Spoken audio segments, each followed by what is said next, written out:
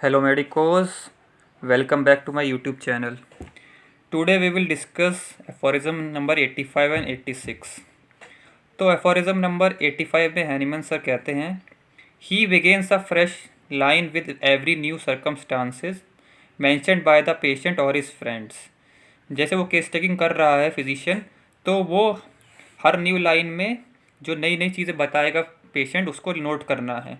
So that the symptoms shall be all ranged separately one below the other, ताकि symptoms जितने उसने symptom बताए कि उसने हेडेक बताया, फिर बाद में उसके पेट की दिक्कत बताई, तो सब वो अलग अलग अरेंज होते चले जाएँ. He can thus add to anyone that may at first have been related in too vague a manner.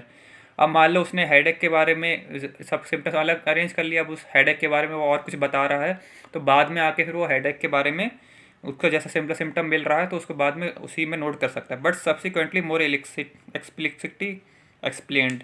जब उसके बारे में और जानकारी लेगा तो उसे नोट कर सकता है. तो ये था aphorism number 85.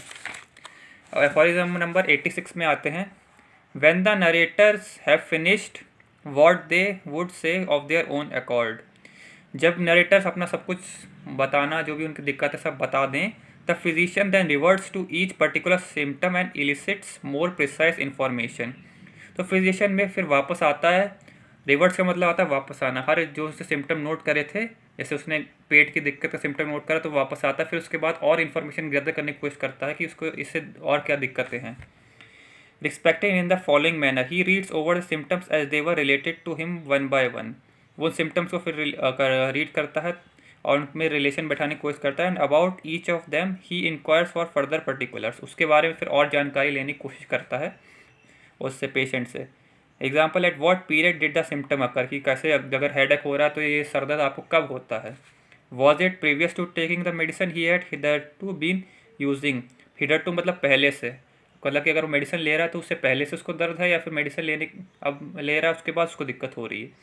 Veg taking the medicine, medicine लेने के दौरान दिक्कत हो रही है. और only some days after leaving off the medicine, कि अगर उसने मेडिसिन थोड़े दिन छोड़ दी है तब उसको दिक्कत हो रही है. What kind of pain, what sensation exactly was it that occurred on this spot, कि किस प्रकार का उसको सेंसेशन हो रहा है उस जगह पे. Where was the precise spot, कहाँ पे दिक्कत हो रही है मेन. Did the pain occur in fits and by itself at various time.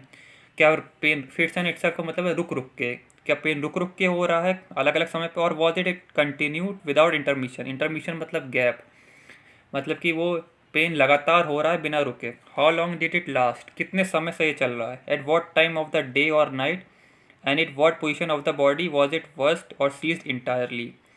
किस पोजिशन में बॉडी के ये मतलब बहुत ज़्यादा होता है और बिल्कुल ख़त्म हो जाता है. What was the exact nature of this, किस नेचर किस प्रकार का दर्द होता है आपको.